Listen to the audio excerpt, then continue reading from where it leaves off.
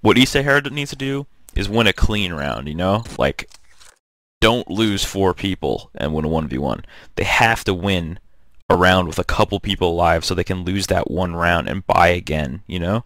Like, it's way too late in the half to trade rounds, like 1 for 1. Diadol has an AWP outside. The thing is, now the money's really actually going to play against eSahara, even though they're on CT side of Nuke, because when you're the CT, you just can't afford to lose guns like the terrorists can. Diadol gets Forest with a sick kill, actually. Diadol. Yeah, that kill was really crazy. Robin actually has 6 HP, so if this guy... Oh, 6, you're so insane.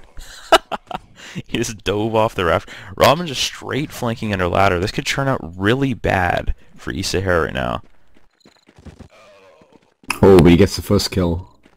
And it was the Opera as well, so that's going to be costly. I mean, Robin really has 0 chance of winning this round. IREX staying lower even though they have the bomb in hot. In fact, they're leaving the bomb. They're going to regroup to top ladder. They don't know Robin's so low, right? I mean... Sure. Because he got spammed at the very start of the round, so no one actually knows that he was even hurt. Oh, with the time, they're in really good position. Oh yeah, that's good. I mean, that was a must-win, that round. Yeah. Now this is the round that destroys them. They lose this round, they lose the match. 100%. What do you think SK's most effective strat's been so far? I think just taking inner. They've just completely outclassed them there. The executes, the rushes, whatever they've done has just worked when they went inner. I mean, that last round they went inner too, but that's the first gun round they've actually lost. Like, eSahara won the pistol and then the eco round, right? Ooh, Major with a huge pick. That was really setting up this round.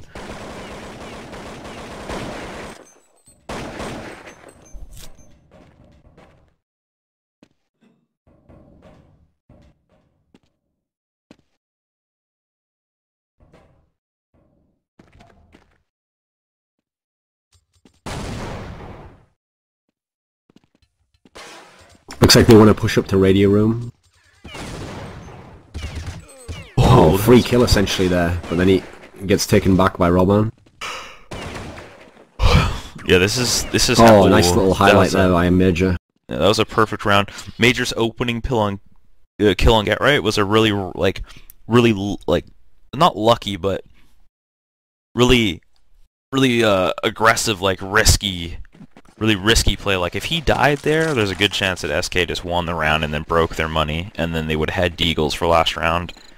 But Major just ran up, killed him, risk paid off.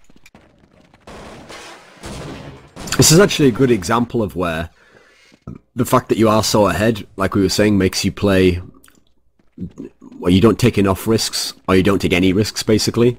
You try to play standard, but once your back is against the wall and you suddenly have no lead, then you actually revert to playing the way you probably should have played all along. Yeah, like, I think they would have played more aggressive and taken more risks if they started on the CT side, like I said earlier. Like, you think they probably would have bought more stuff, right? Major has to get some kills here, but they go past him. It looks like they're under ladder. Force is actually no ramp and no. Face double flashed as he goes under ladder. He manages to escape though. Irik was actually trapped and lowered really weird. This is a really good chance for eSahara to win the game right now. Yeah. Sixer's in a really good spot. He's in position to kill this bomb guy now. Yeah, he's gonna kill him right now. Free kill. Looked. I mean, this is gonna have to be some crazy shit by Face. Because Delpan has 7 health. There we go, game to eSahara. So that's giving them a pretty good chance to win the group here. Because all the other teams are pretty much like farm They're fucking teams. bad. Yeah. Unfortunately... Oh, I had Robin on my dream team, so that's always good. Well, there are a lot of plants there, though. Yeah. I'm sure that a lot of them are kills, though. Like, I mean, yeah, I know a lot of them are plants, but... It's gotta have, like... We have to 13 play the votes. rounds out, by the way, so the last one's going to get played anyway. Yeah. Although, the stupid thing is, in this tournament, it won't matter, because it's not like there's going to be any ties between the good teams and the bad. Well, Game pending, anyway. that probably means the HLTV just is done. Okay, so in terms of that game, what do you say on the SK side of things? Because obviously they had like an insane comeback coming where they got themselves back into a game that you could say they should have lost. So, like, how mad should they be right now?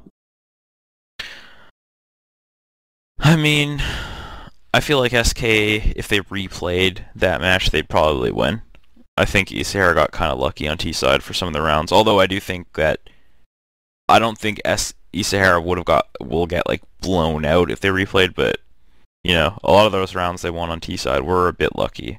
But again, they did have a pretty bad CT side with a really good start, so maybe, you know, same could be said, I guess, if they replayed that half too. So let's assume that SK will end up playing Navi in the quarterfinals. What's interesting is, in that best of three, I would have put SK as a favourite, as I said before, over Navi. Not great favourite. I think I'd probably make them like, at most 60-40, probably more reasonably 55-45. But what's interesting is, I think if anything, SK are the ones who come in with the psychological disadvantage, because they can think to themselves like, we shouldn't even be playing Navi this early, so that can play against your mind, you know, because then it's like you're almost setting yourself up to lose, so you're like annoyed, like you have an excuse, like, well, we shouldn't have had to play them so early, you know. Yeah. Yeah, it's I mean, definitely Navi could also do it, I guess, because they could go, we shouldn't have to play SK so early, but it's not like they got to decide their own fate. Like, they have to try and come top of their group regardless, so... Well, I guess they can purposely lose now, can't they? What do you mean? Navi already finished their group. Oh, okay, yeah. Yes, that's what I mean. Navi had no choice, so they can't really be that mad, because SK essentially set this up by losing. Yeah.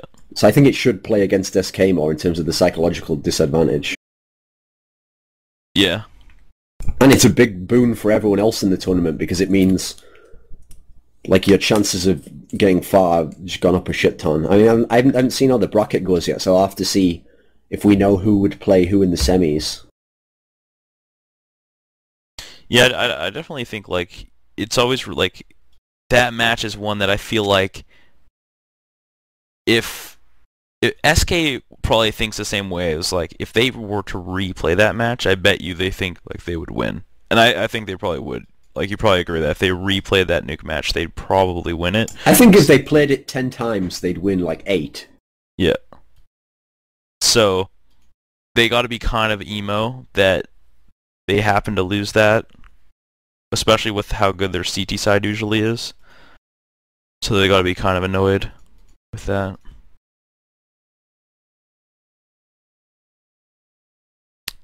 Yeah. Okay, so we're not going to do any more games today, but we're going to do tomorrow. We're going to do Frag Executors versus WinFact.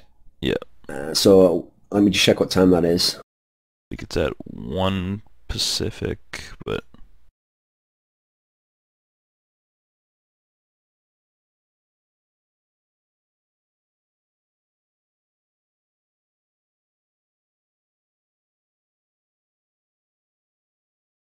Okay, we're going to do WinFact versus SK tomorrow.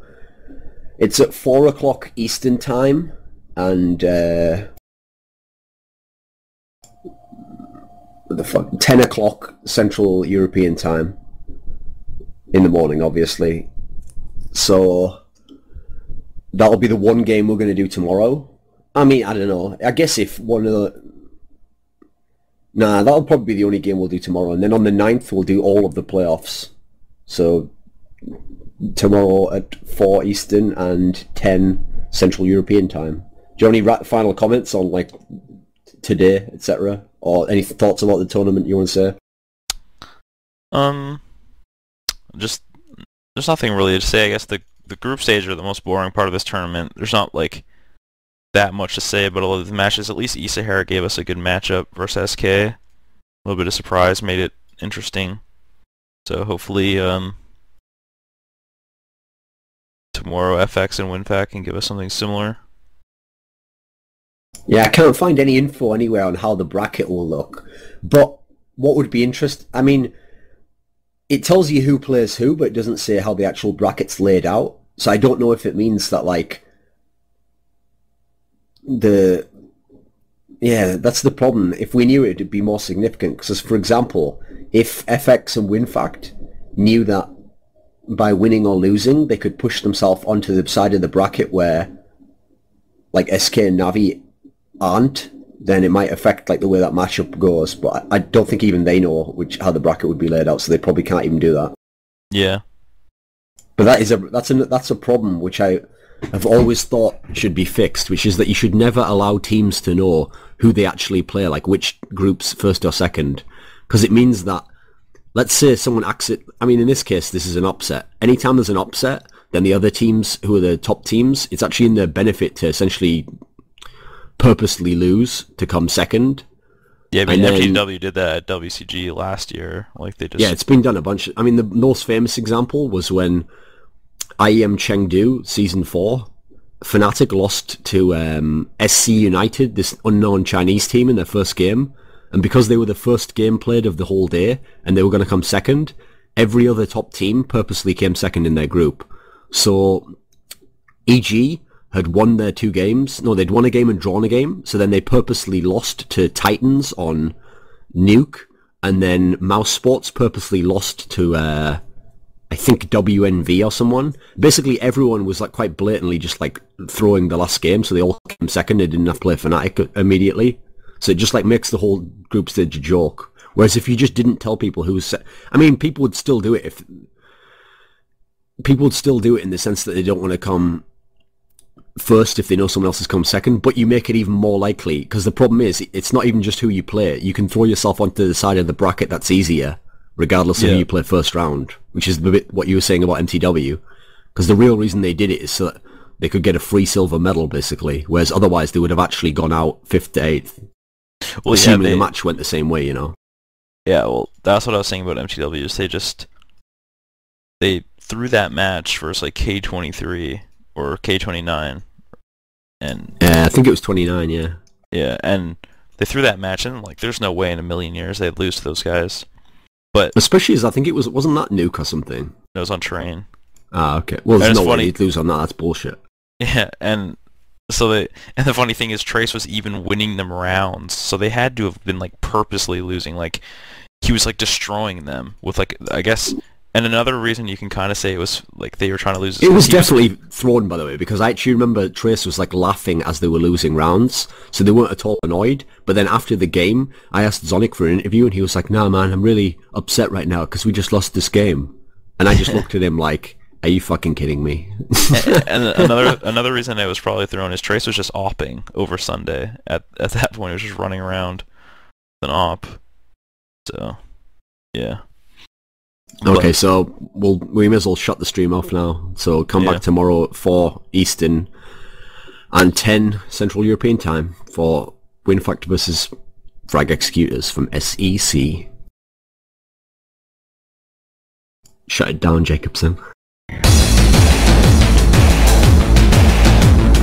What's up, people? This is Ron Rambo Kim, and today I'm going to be showing you how to play Banana aggressively on CT side. And it's really good to do, especially when you have really good spawns over here. And it's great just to push out and making your presence known, pushing them back and making it really hard for them to push out and take the T's to push out and take Banana when you already have position over them. Alright, and the nades, I'll show you guys the nades in slow-mo just to show you where to throw them, and then I'll do them in real time afterwards. Alright, and what you want to do is first spawn time afterwards, push it out here, right, and what you want to do is first spawn time afterwards, kind of push it out here, right, and what you want to do is first spawn run and forward, and you just lob it over like that. It's going to blow up right up there, and it's going to get anyone pushed out into Banana, like so. And it blows out pretty instantly, so the teams really don't have time to react from it. Okay, and then the second flash after you throw this one, you come out here and you flash right to the bottom right of the window. So it'll be like flash, flash, we run out.